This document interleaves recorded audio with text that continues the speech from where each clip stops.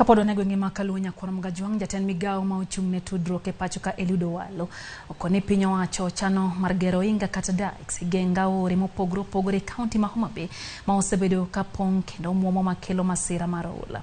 Owalo koni gedo mago inga go genga oche machala ora kuja Lambwe oluch kod Miriu emanyalo reso jopiny ma pio oula osebedo kadari miechgi kendo ketho cham e puothegi.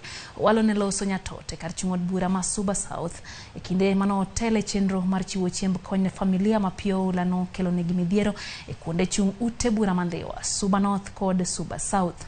No tenegi commissioner ma county no Moses Leland. These floods, we are going to put dikes so that we can stop the floods from ravaging our farmlands. The floods can also be stored in dams so that during drought in January and February, it is now used for purposes of irrigation agriculture.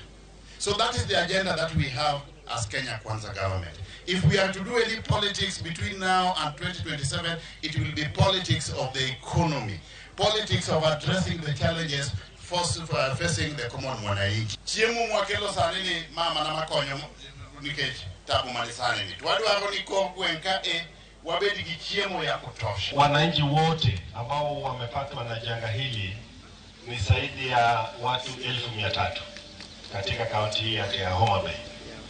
Tukiongea saa hii kuna familia ambao tayari wameondolea makwao na wanaishi katika kambi kule Osodo na kule Kobuya Primary School huko Rachuonyo North.